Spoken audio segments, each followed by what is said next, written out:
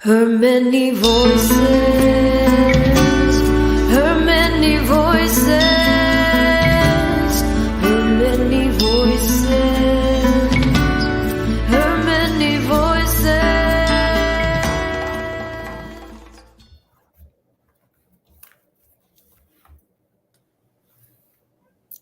Hello, hello. Hi, Lares. Hello. It's so good to see you, Myrna. Thanks for having me. You too. Thank you so much for joining us today for Her Many Voices Lunch and Learn for February 2023. We're excited to have you. I'm so excited to be here. Great. Awesome. Would you introduce yourself, please? Yes, absolutely. So my name is Lares Feliciano. Lares rhymes with goddess, if that is helpful in remembering the pronunciation. And I am an artist and cultural worker based here in Denver. And I just love to share that my name is actually, I am named after El Grito de Lares, which was a Puerto Rican revolution against the Spanish in 1868. And what was her role? So Lares was the name of the town in which the revolution happened. So the town of Lares is still there. It's a thriving community, and that history of revolution is really, really strong and important throughout the community. Oh, that's awesome. And there's a lot of leaders and people there who were involved probably. You know what that reminds me of? I'd love to talk a little bit more about your Puerto Rican heritage and maybe your next project, and then we'll back into your current projects. Would that be okay? Yes, I love it. Thank you. Yes. So as I mentioned, I am Puerto Rican, and the title of this Lunch and Learn today, Layers of Diaspora, is very much connected to that identity and a lot of the things that are really important to me, both in my work as an artist and a cultural worker. So the diaspora, in my experience, is the Puerto Rican diaspora. And diaspora really refers to, it's a broad term. It refers to a group of people who are spread out from their homeland in some way, shape, or form. And this has manifested many different ways throughout history. And in the context of Puerto Rico, Puerto Rico is still a colony of the United States right now. In this very, very moment. And as a result of our colonial status, we have this really diverse, broad, and just wonderful diaspora of folks across the world, but especially across the United States. And so I'm working on a project called Diasporican, which seeks to kind of capture the stories of Puerto Ricans living here in Colorado. So it's, that in itself is a unique experience.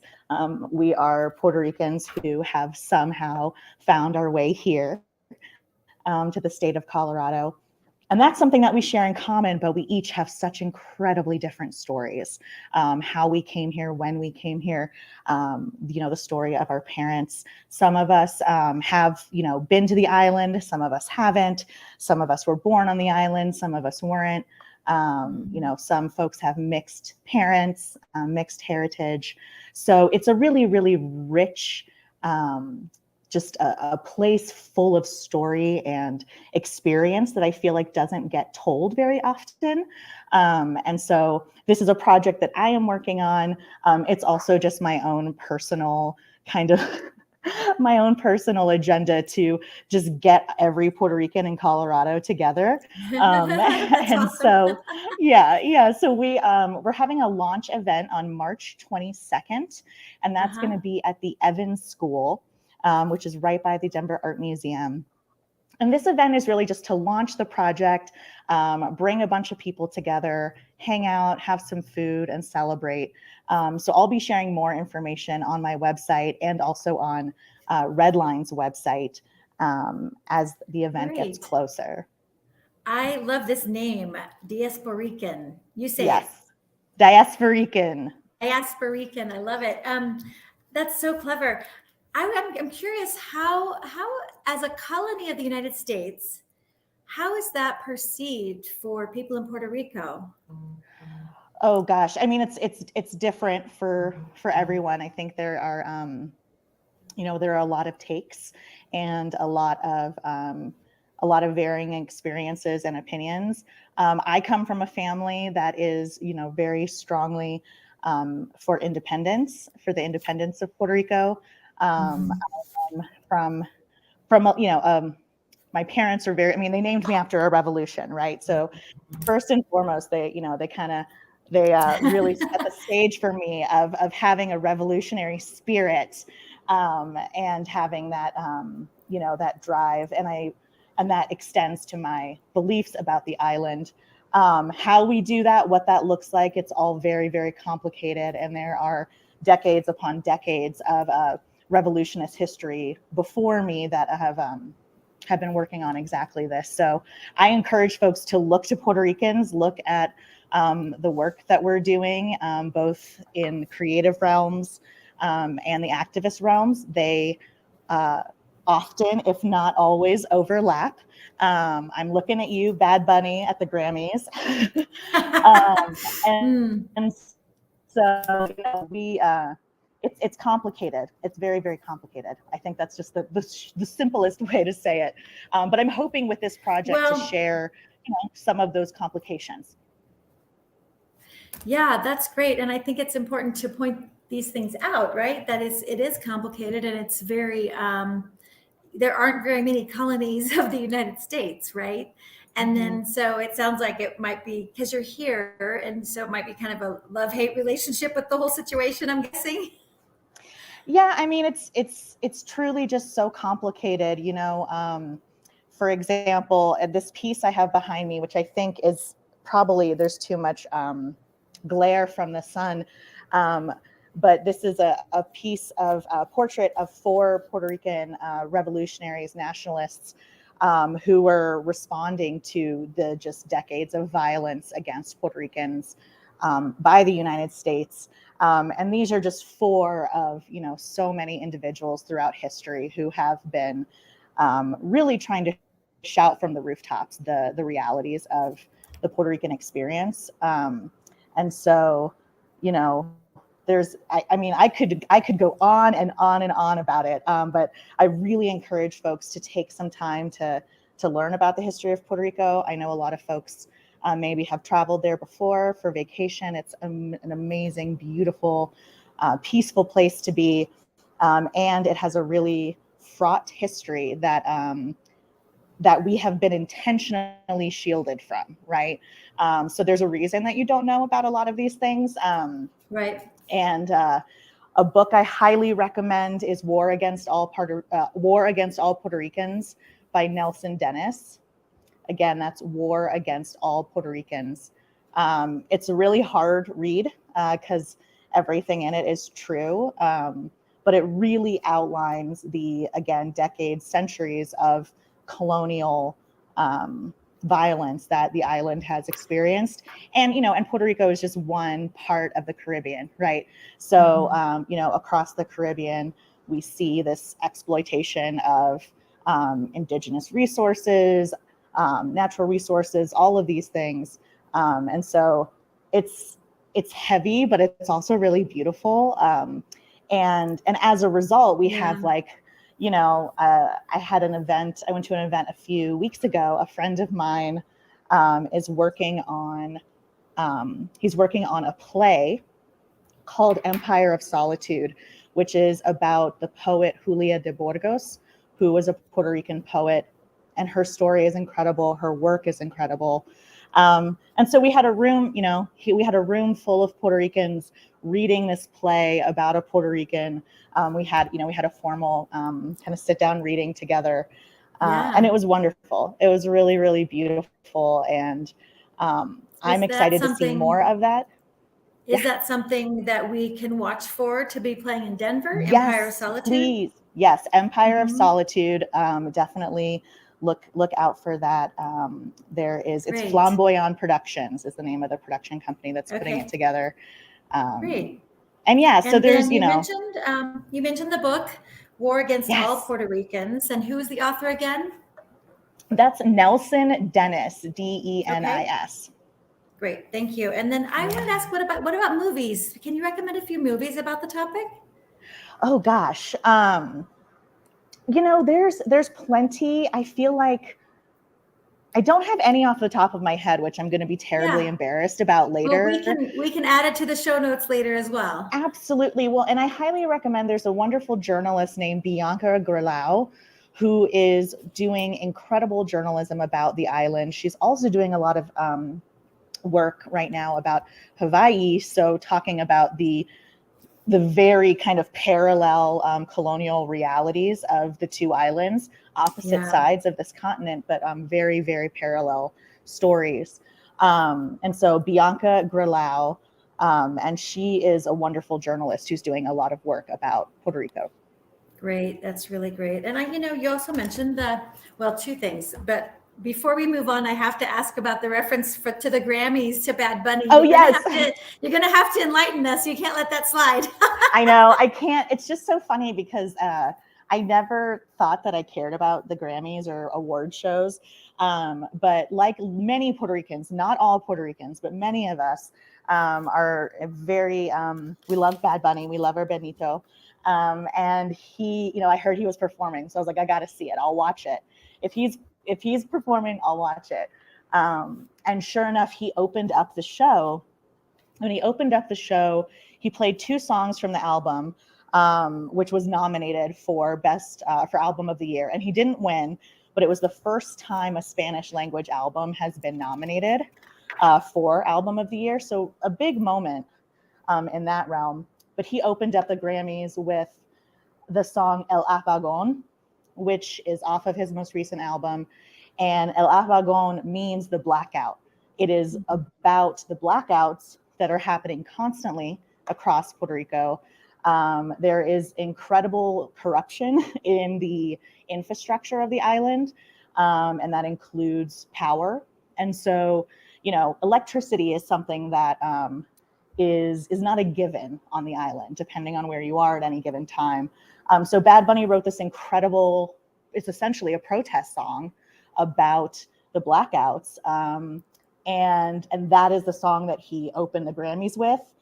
He has other songs that are more club hits, more about, mucha novia, it's like he has those stuff that's more about being in the club and dancing and has more English in it that people can sing along to. But he chose a song that was very intentionally making a statement.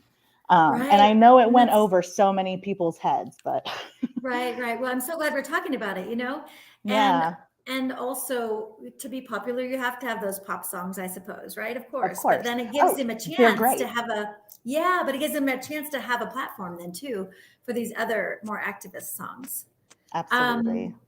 You mentioned kind of corruption in Puerto Rico, and that even electricity is not a given. And I kind of see the world that there's kind of corruption, not everywhere, but there's a lot of corruption in the world, right? And it's unfortunate, but it points to some systemic problems that exist. And one of the things you also mentioned was that it's hard to find the truth about what's going on in Puerto Rico, and especially as an American colony and how it relates to the United States. So, and that this is, I think, consistent with a lot of the African American history as well. There's just a lot of revisionist history out there where things that have happened, really, really negative things that have happened, are not well known, and they're not even in the history books, so to speak, right? So I think there's some really deep systemic problems relating to lots of minority cultures. Yeah, absolutely. And I think, it all, not to be too reductive, but I do think it all goes back to colonialism in some way, shape, or form. The effort, the endeavor to conquer lands and build better and bigger. And we're seeing it happening on the island right now, where one of the things that makes Puerto Rico such an amazing and beautiful place is the beaches. And the beaches have always all been public. There's no such thing as a private beach in Puerto Rico. because the beaches are public lands for all Puerto Ricans, for everyone. And, you know, the latest kind of colonial influx has been this, what people refer to as the crypto bros, the tech bros, you know, swooping in, taking advantage of incredible tax breaks that are not available to Puerto Ricans, incredible tax breaks that allow them to live on the island, and then they're putting up fences around these beaches. And so there's some real incredible activism happening to, you know, to preserve that. But that's just kind of one example of how it's manifesting today. And, you know, there's several other ways throughout history. And I think you're absolutely right that there are parallels across diasporas, right? There's something about being pushed out or stolen in the case of many Black folks in America, you know, that having that initial trauma and then being brought somewhere or taken somewhere that is so different and so new, and you have to manage both the, you know, the new reality as well as the trauma. Yeah, and so much of this is beyond our control completely, right? I mean, if you happen to be born in a certain place at a certain time and, you know, a certain race,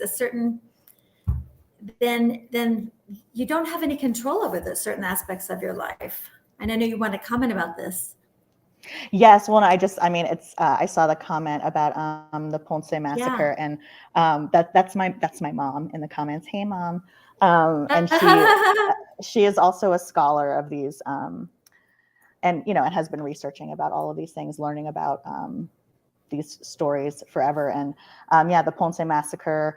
The date was just up there, so I apologize. March 21st, 1937. Mm-hmm. Awesome. Yes. Thank you. I have like so many dates in front of me. Didn't have that one. So thanks, Mom. Yeah. So that was a terrible event where Puerto Ricans were celebrating.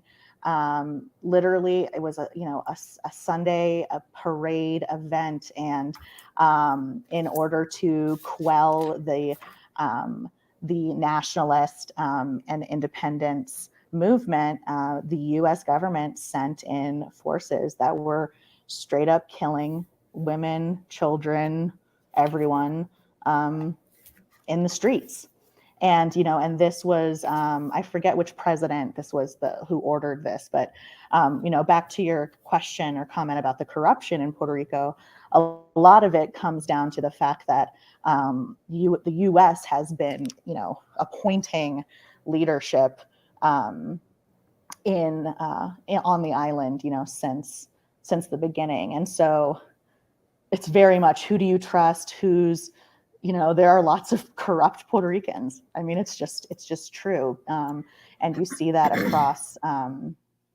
across peoples where money and finances and power, you know, encourage people to betray their people, quite frankly. Absolutely. And betray their own ethics or betray, you know, it's a really, it's a tough situation. And I did not know about that massacre. I'm so glad to know about that. You know, it's an example of, is it an example of the conqueror, right?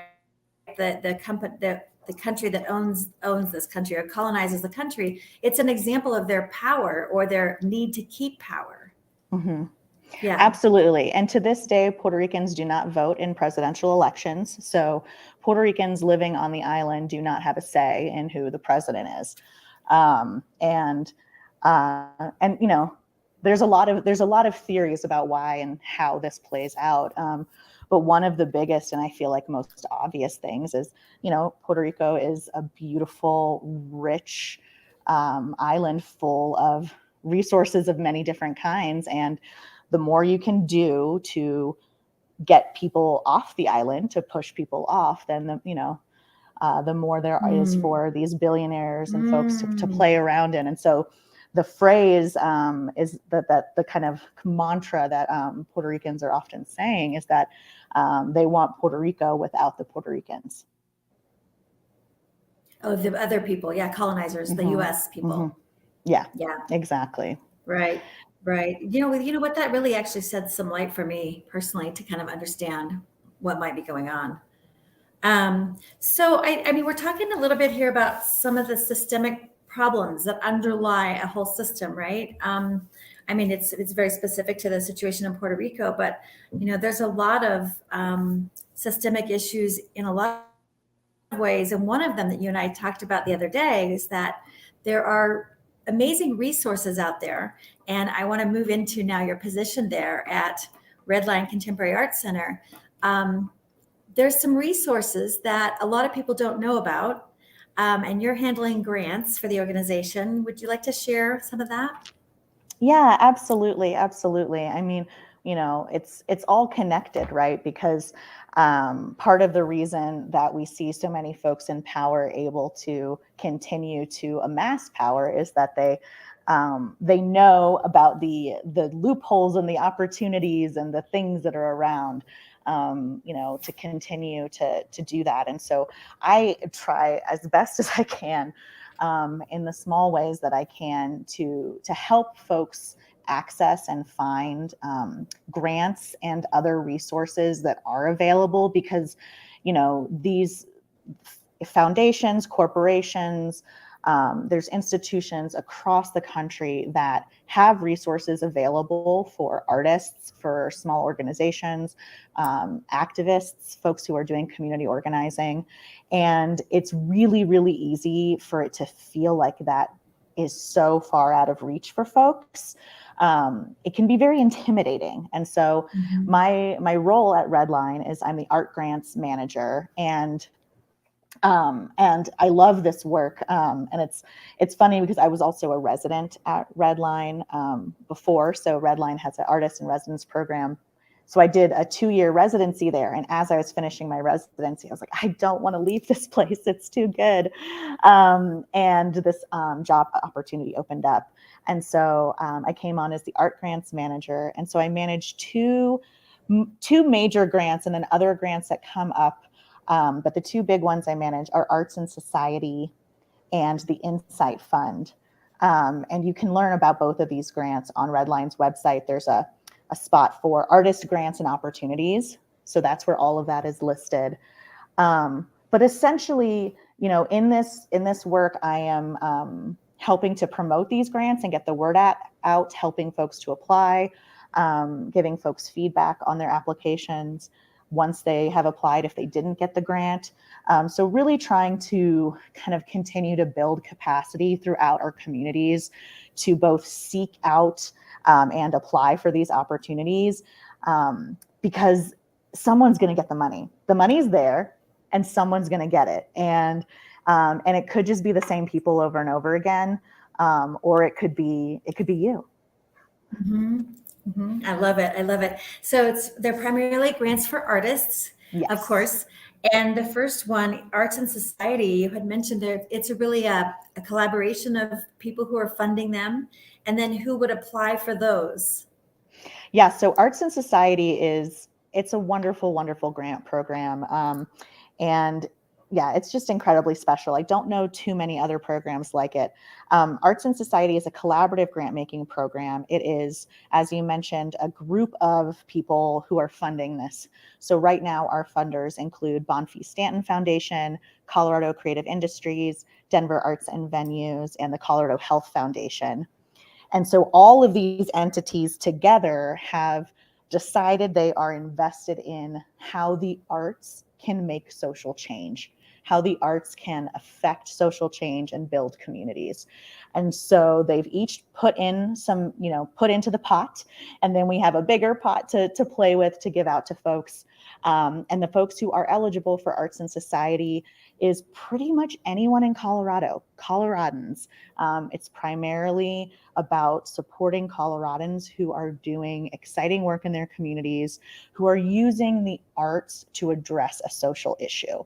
So we see a lot of individual artists apply. We love that. We love seeing individual artists, artist collectives and collaboratives. We also see nonprofits. One of our recent grantees is the City of Westminster. So city entities and agencies can apply. So it's really open to all kinds of folks. And the real kind of focus is about bringing the arts together with something that you don't normally think of as the arts. So we say the arts Okay. and. Yeah. Yes. So for What's an example, example for the city of oh, yes. Westminster? What did they do? So the city of Westminster, they are working on a project called, I believe it's called Artifacts. And they are bringing together, it's a storytelling project where they're bringing together Okay. community members to share stories about the history of Westminster and the experiences. So it's merging a lot of different things, but it's really exciting. That's great. It was just, yeah. Do you have any other examples you want to share? Yeah, I mean, I always kind of just throw out the arts and agriculture, the arts and juvenile justice, the arts and the correctional system, just as examples of the kinds of projects or the kinds of arts and that exist. But it's really, I mean, the reality is that most artists are doing this in some way, shape, or form. So for artists, it's really saying, okay, what am I doing? What am I working on? What am I making? What am I creating that has a social benefit, that is community minded, that I could use some funding for? And then for Right. organizations, for a hospital, for example, it's like, what am I doing? Or how can I bring the arts here? How does art and Right. healing connect? Would Yeah. it be beneficial to bring musicians in to play for patients, just as an example? Yeah. Yeah. Um, So the hospital entity could apply to do that in the future, right? exactly. Yeah. Yeah. Exactly. Great. Yeah. Oh, And that's they could great. apply to bring in artists. And then so through the grant, the hospital is getting supported to do this work, and then they're also paying these artists to come in Yeah. and Yeah. bring in their craft. Great. Yeah, Okay. So that's one group of grants that you work that's on one called group of grants. Arts and Society, and the other one is called the Insight Fund. Tell us about that. Yes, so the Insight Fund is a direct to artist grant. So nonprofits are not allowed to apply for this one. Mhm. Um, so just individual artists or artist collectives. So an artist group or collaborative. But it is really direct to artists. And this one is funded by the Andy Warhol Foundation, which is out of New York City. Mhm. And Andy Warhol is an icon of contemporary art. And what is so cool is the foundation has this. The foundation exists kind of to do a few different things. One is protecting the collection, so Andy Warhol's collection and all of his amazing things. I just can't even imagine how much fun that is to sort through. And then Yeah. yes, He's and he's then really he's really like probably the most well-known pop culture icon, right, of art, would you say? Like, I mean, I yeah, picture the Campbell soup cans and the Marilyn Monroe paintings, and I'm just picturing all those paintings.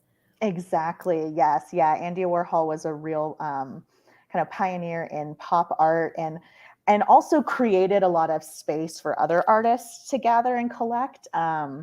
I know he, was really close with Basquiat and instrumental in his career as well. And so what's cool is the foundation, along with, preserving and supporting the collection of Andy Warhol's work, they also support artists who are doing stuff right now, which is just so, so awesome.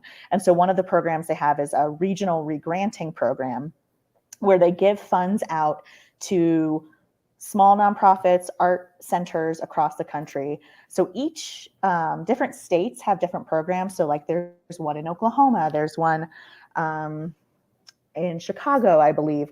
And then we at RedLine have the Denver Andy Warhol Foundation grant for the Insight Fund. And the Insight Fund is all about projects that take the art outside of a kind of traditional gallery setting.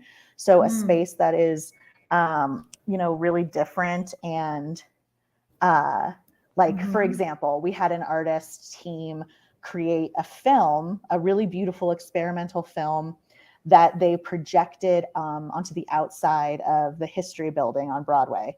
So it's, very much a not traditional space, not traditional for film or art. And it brought the art into a setting that people who wouldn't normally see it can see it. Oh, yeah. So out of the gallery, out of the traditional space, we've had artists do projects in windowsills. We have an artist right now, Stephen Yazzie. He is doing a project where it's incredible. He has it's called Goldsmith and Associates, and it's an installation where he has real estate signs set up outside of spaces who have agreed to have the sign. We have one in front of RedLine, so you can, if you come by RedLine, you'll see.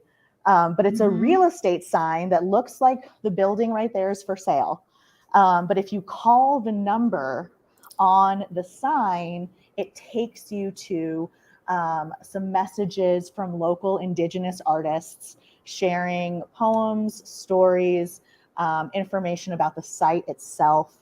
So it's very, very, I mean, and I think it's an incredible example of what the Insight Fund can do, because it's really pulling art out of what you normally think and putting it just like right there, right in front of a building where you least expect it. That is so creative. So when you look at the sign, is there any indicator at all that it's not a sales phone number? Not really. That's wild. So yeah, then people are pleasant, they're surprised. Yeah, and it is a comment too, I think, on the on the incredibly rapid changes that we're seeing in neighborhoods across Denver, across Colorado, across the country, where people are being displaced. And so, imagine that experience of saying, oh, I think I might buy this building. And then you call and then you're like, oh, actually, like it's the exact opposite of what you anticipated. But educating people on the history of the building in the area. And did you know? And that's so interesting. I'm totally going to call it. Yes, absolutely. You should. And it was very funny because when the sign first went up, our executive director did get a couple of calls saying, is RedLine for sale? What happened? Oh yeah, that's so wild. And it just, of course, it's like, nope, it's art. It's art. Yeah. Oh my gosh, that's awesome.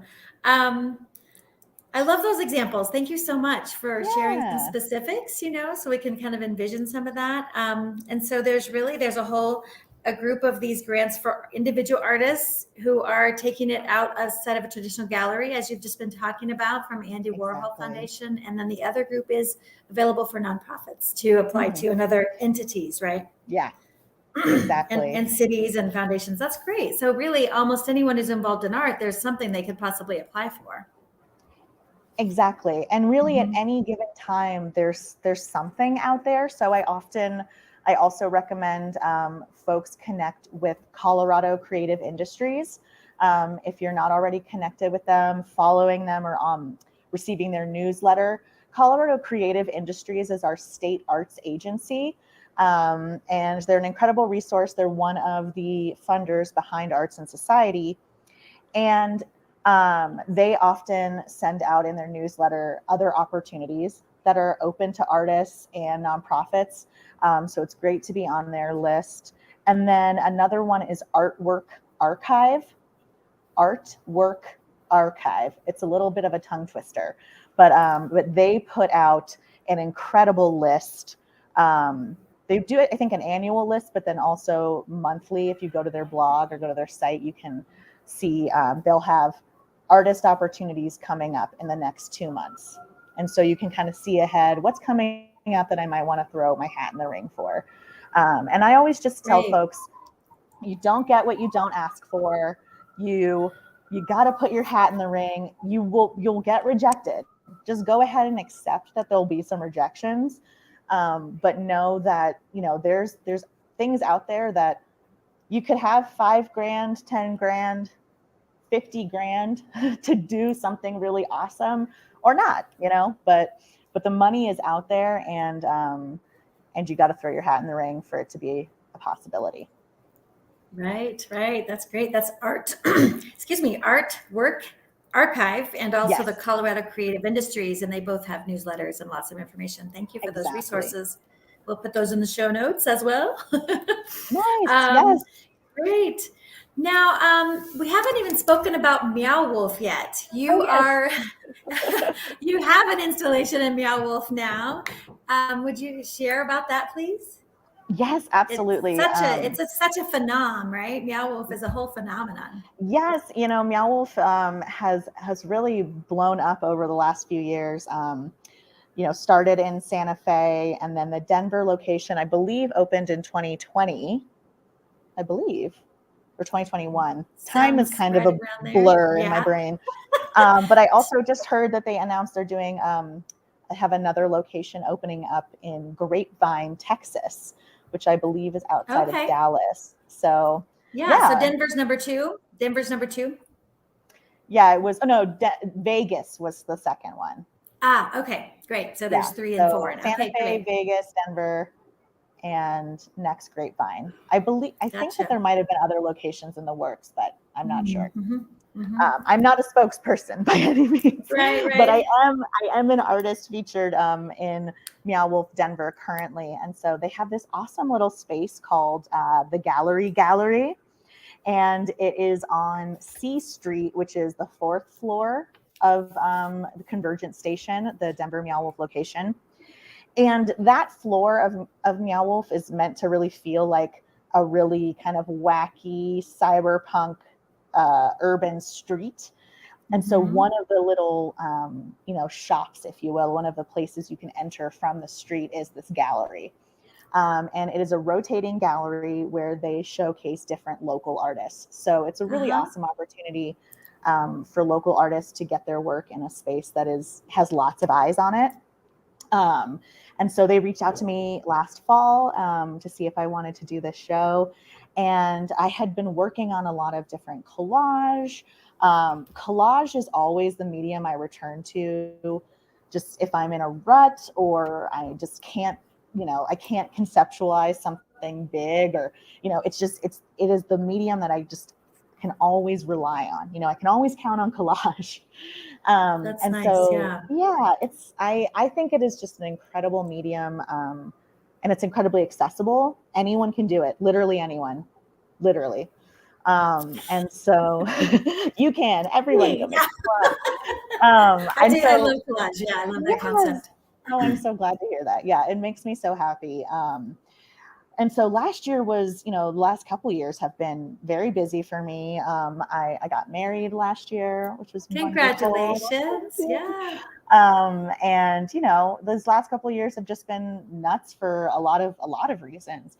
And so I had all this collage work that I had made that was really never, I don't want to say it was never meant to be seen, but I just, stuff I had done in my journals, or things I had just kind of made on my computer for fun. Um, and then when Meow Wolf reached out to me, I was thinking about what I would want to show, and then looked and saw, okay, well, I've actually been building this collection, this body of collage work. Yeah. And as I was gathering these pieces together and kind of putting the show together, I learned about the ship of Theseus, which is it is a thought experiment. The ship of Theseus asks, if an object has its parts and pieces replaced and fixed over time, is it still the same object? So after all these Mm-hmm. repairs and replacements, is it still the same object? And I got to thinking about this concept, this idea in relationship to collage, and how the medium itself is about deconstructing to reconstruct, and I just had such an awesome time just kind of nerding out on this idea, and thinking about, well, this can be applied to human beings, right? Like our Mm-hmm. cells, the cells that we are made up of right now in this moment are not the same that we were born with, right? Yeah. So Yeah. are we the same? And there's really no answer there. And I love that. I Yeah. love that there's no answer, that it's truly just um, that change and growth are inevitable. And yeah, I love to play with these things in my work as well. So the show is called Portals of Theseus, Okay. and it is a collection of hand cut and digital collage work It's all printed on and framed in aluminum, and it's up at Meow Wolf in their gallery until March 31st. Great, great. Plenty of time still to get in there. 6 Yes, weeks left. yes, And I yes. want you, so you said it's called Portals of Theseus. How do you spell You got it. Theseus? Theseus. Oh gosh, put me on the spot with spelling. Theseus, Theseus. Okay, perfect. Thank you. Great. Um, and you're also a very active artist with even other things going on simultaneously. You also have Time. something at the Denver Art Museum, right? Yes, I do. I do. I have a show, an installation up at the Denver Art Museum called Memory Mirror. And that is up in the Precourt Gallery, which is on the second floor of the Hamilton building. And it's kind of a funny little space. I mean, and that whole building is really funny, right? There's like all these slanted walls, and like the building itself is a piece of art. But Yeah, it really is. it really is. I mean, and I love it. And the expansion, the new building is beautiful as well. The whole place. But the Precourt Gallery on the second floor is this kind of funny little thoroughfare between spaces. And so it's not a closed gallery space. It's very much kind of this. It's this little open space between galleries, and they always like that space to be really interactive and something that really engages folks. And so they reached out to me. I want to say in 2020. In 2020, they reached out to me to do an installation there, and the piece is called Memory Mirror, and it is a combination of collage, animation, objects, and shadow boxes. The whole idea is really to try to capture memory in all of its many forms. And one of the ways that the installation does that is having invited folks to donate memories. So throughout the installation, there are images on the walls and objects in the shadow boxes and stories in the animation that are from memories that people have donated to the project. I did memory donation right before the installation, so I had in-person sessions, but people can still contribute their memories via a memory hotline, and there's also a QR code when you visit the installation. So I am still collecting memories, and it's just such a wonderful gift. That's great. We spoke earlier about the Diaspora, right? Project that you're working on, and that's very specific around. It's also got a memory component, right? About collecting the information about the lives of Puerto Ricans who have gone out. And so, in this case, is there also a theme around the memories? Is it or anything specific? I really focused on Colorado and Denver, and so. Okay. There's a lot of Denver memories throughout the installation. I love old stuff like magazines, yearbooks, old books, old encyclopedias. That's just my favorite kind of material to dive into. It's the best. And so one of the materials I was able to work with was an old DU yearbook, and so I've got some memories from the DU yearbook, and then I've also I've got stuff from folks who who have been in Colorado and Denver for a long time and shared things. And then I was really fortunate to be able to work with the Denver Library and their Western collection, their archives.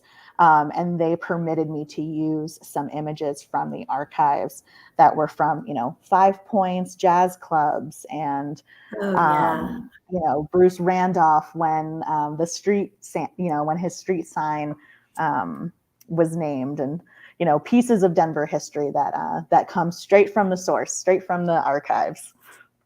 That is awesome. So it really is kind of a local, and there's, Denver has so much rich history, right? Truly. It really does. Even like El Tepultepec, the little divey jazz club that was there for 80 some years. I know we're all so sad it's closed. And some of the stories from places like that, and then now we have. I know you mentioned 5 Points. I love the history of the African American culture there and the roots of jazz locally in that area, right? Yeah. There's just so much in Denver. There's so much. And in fact, you just reminded me of one of the other arts and society projects that we have funded is the Japanese Art Network, which they did a project highlighting the stories of Japanese Americans in 5 Points, because there's actually a very rich history of Japanese Americans in 5 Points that there is less known. Yeah. And so this group has rallied together to create awareness around this. They did walking tours of 5 Points, showing different parts of the neighborhood and the history attached to it. So, I really see just such an incredible opportunity for art to intersect with history and with storytelling in a way that's very, very empowering for communities. Mm-hmm. Mm-hmm. Oh, that's wonderful, because all those people then are connecting again based on the history, right? That particular Exactly. community. Yeah. Yeah. This project reminds me of StoryCorps. It reminds me of the NPR StoryCorps project, where I don't know if they're still doing it, but they used to collect audio interviews of stories. I know there were a lot of like mother-daughters and interviews like that with StoryCorps. Yeah, I love that project. And, with the kind of, again, accessibility and the growth of access to these kinds of materials and tools, there's just so much more, more opportunity for oral history and, story like us right here having this conversation and sharing this and having these moments between people captured or between themselves, these memories that I've been collecting from people. They're very, very precious. People are sharing a lot when they sit down and share a memory over the phone. And so I think it's really special. You're getting to something like the power of story is that it reaches our hearts, right? It's as opposed to just what happened on a factual basis, but your individual story within what happened is what reaches our hearts and makes us really care about these things, right? Yep. Yep. Yeah. Absolutely. Absolutely. So here's a question for you. How does art feel revolutionary to you? Wow. That's a great question. I think that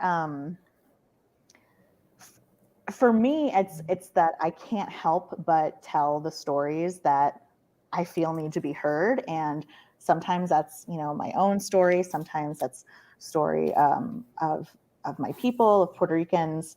But I feel like, there's a lot of static in this world. There's a lot of noise. There's a lot to consume at any given time. And so anytime you decide to take up space in that with your own story, that's revolutionary. Just taking up space with your story is powerful. And I think we take for granted how many. Yeah, go ahead. Sort of daring to speak it, right? Daring Yes. to assume my story means something, right? And allowing ourselves to step into that. This is my story, and I have the right to be here. I have the right to share my story. Yeah, Absolutely. this And we gets all to something do. yeah, absolutely. And I know what you had said to me the other day, everyone is an artist. Everyone has the right to be an artist and the right to tell our story, but we have to remind ourselves that we have that right, and that and I agree with you, every human being on the planet has the right to be here and has the right to share their story. Absolutely. 1,000%. And we really live in this kind of scarcity mindset where it feels like not everyone can do that. Not everyone, only people who are really good at it. If you're a good artist, are you a good artist? Are you a good musician? And it's like, I can belt it out in the shower just like anyone else. And that's powerful. It's powerful when I belt it out in the shower. And there's no reason why every single one of us can't have all the time and space we need to create what we need. There's enough for everyone. Mm-hmm. That's great. So here's another question for you. As an artist who works with artists, what do you perceive as the number one excuse that people give for not following their dream? Whew. I mean, I think I wouldn't say it's an excuse. I think it's a reality that capitalism really makes it hard for people to prioritize their dreams. And I don't think that that's an excuse. I think it's a reality. I think that it is very easy to just kind of fold into that reality. And I say it myself. There are times where I'm like, how do I just sell out? Like, how do I just sell out and, work, like get a tech job or something? And how do I just do that and check out of all of this stuff? Yeah. I mean, but I can't. Yeah. I love how you articulated that it's really about priorities, right? The first thought that came to my mind was definitely like economics, making it work fiscally and financially in your life. And the way you phrased it was prioritizing that. And I think there's a parallel for those of us who are working toward making the world a better place, if you will. I'm being cliche here, but in a different way, right? As non-artists, I think there's a lot of people like that, myself included. I do my passion projects, and it's not that it's necessarily extremely lucrative, but it's what I care about. So I'm kind of in the same boat in that, we have to prioritize how we spend or how we take, invest the money that we do have. Yeah, I mean, the way you spend your time, every day, it ripple effects into how you feel and experience the next day. And so, I feel really good spending my time talking to artists. I feel constantly inspired and energized.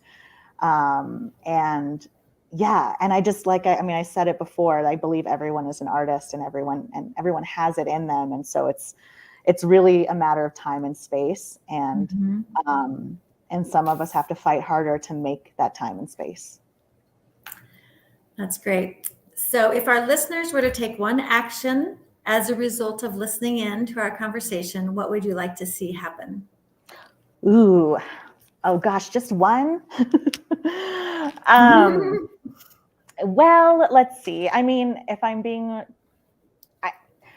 go make some art. That's really that's the biggest thing, is make something, write a poem, send someone a sweet letter, make a collage. I'm sure everyone has something in their house that should be recycled and could be ripped to shreds. Go make art. It is an incredibly powerful thing to do. And I believe very deeply that we are creative. We are creators as human beings. Creating is just a necessity for us. And so if you haven't done it in a minute, go do it. Go make yourself a really lovely meal, go make something. And I'm hearing you say that not for the benefit of others, but for the benefit of yourself. Yeah, 1,000%, for the benefit of you and the experience. Yeah, it changes you, doesn't it? It makes you, it makes us see ourselves differently. Yeah, absolutely. And it's powerful. That's the word I keep coming back to. And it can seem cliche, to say, oh, that's so powerful. But truly there is a power that we all have within us. Our voice is incredibly unique. We each hold an entire world inside us, our hearts and our minds are full of experience and opinions and insecurities and dreams and don't take it for granted. Right. That's great. Can you do me a favor, Lares, and read in our comments here this movie recommendation from a listener? Can you read that for me? Yes. So this person recommended, it's hard to watch or hard to find, Boricua Pa' Que Tu Las Tú lo sepas de Rosie Perez. And that's a great recommendation.